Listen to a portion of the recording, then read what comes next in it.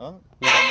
నా కథలో ఆ దేవుడు ఎంతటి దయ చూపించాడు, అడగక ముందే ఇంతటి పెన్నిధి నాకందించాడు.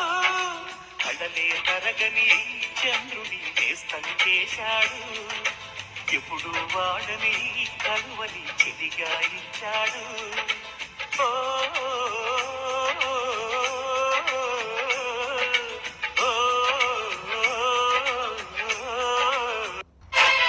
నా కథలో ఆ దేవుడు ఎంతటి దయ చూపించాడు, అడగక ముందే ఇంతటి పెన్నిధి నాకందించాడు.